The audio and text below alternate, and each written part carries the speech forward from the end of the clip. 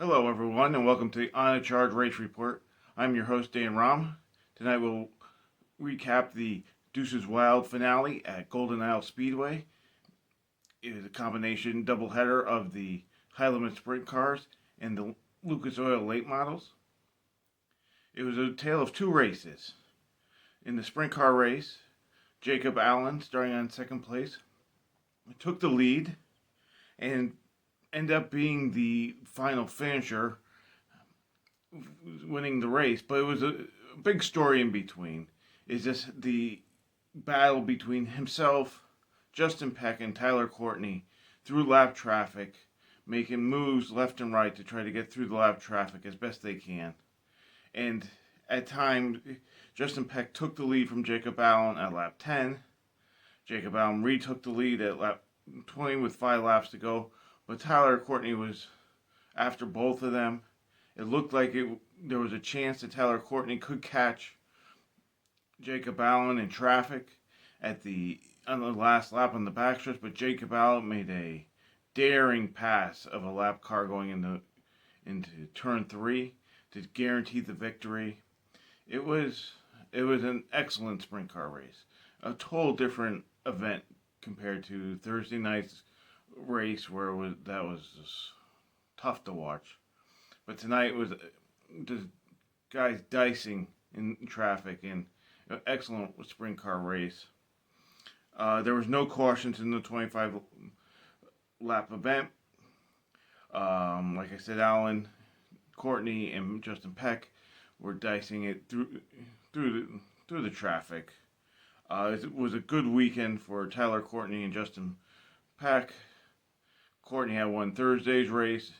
Justin Peck had back-to-back third-place finishes. And Spencer Basin, who came in fifth, had back-to-back fifth-place finishes. To round out the top 5 was Allen, Courtney, Peck, Abreu came from 8th spot, and Baston. Tyler Courtney adds to his lead in the high-limit points. What's hard to describe in these races is the disappearance of Kyle Larson. Kyle Larson was in this event. He ended up finishing 8th, but he was a non-factor. He was a non-factor in Thursday's race. I'll get to him. He was a non-factor in the late model race. He didn't make the race, but was a non-factor. Top 10. But having Kyle Larson come to these races and just be one of the guys is not what anyone is hoping for. It's a little disappointing that young money can't make big moves, and I think we're finally seeing him concentrate more on Cup and it's starting to take away from his other racing endeavors on dirt with the sprint car and the late miles.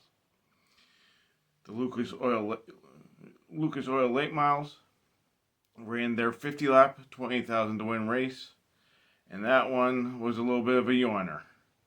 They had to do track prep, the hated words, at any dirt track in between the sprint car race and the late mile race. It started off with some action in the first 5 laps of the 50 lap event.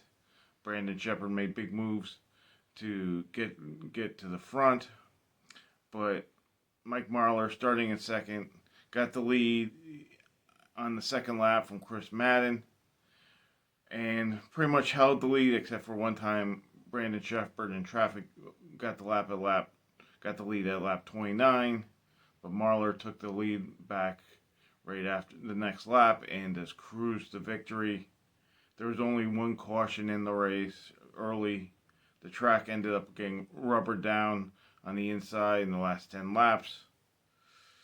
It wasn't the best late mile race. It's probably the worst late mile race I've seen in all of the 2024 season. The top 5 was Mike Marlar, Brandon Sheppard, Chris Madden, Brandon Overton, and Jonathan Davenport. For the point leader, Ricky Thornton Jr., he was in second place on the last lap in his heat race number 1, and he slammed into the first turn wall Looked like he was trying to make an outside pass and just missed his marks.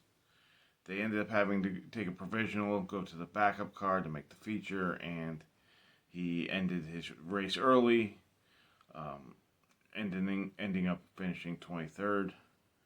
A hit to his points. Hudson O'Neal, who had top 10 run, will be having the Lucas Oil late model points.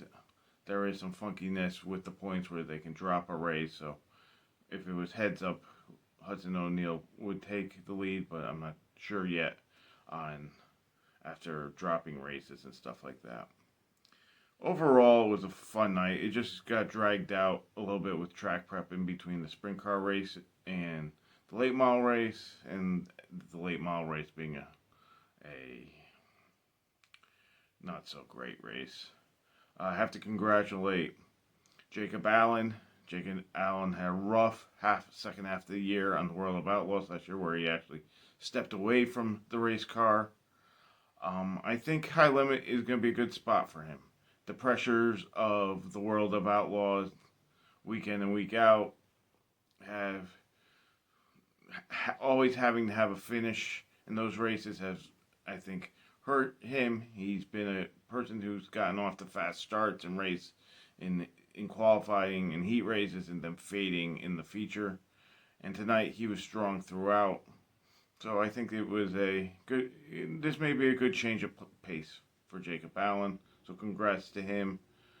But yeah, like I said, having Kyle Larson, like getting the hype for these races, have Kyle Larson there and then have him just run so average is a little bit of a disappointment. But all in all, a good night down in South Georgia. And this upcoming week, we'll have race recaps after the World of Outlaws. Sprint cars on Sunday and Monday night next week are at Volusia again for Bike Week. So we'll have recaps there. And please like and subscribe to the channel. It helps us out a lot. Thank you and have a good night and a good week.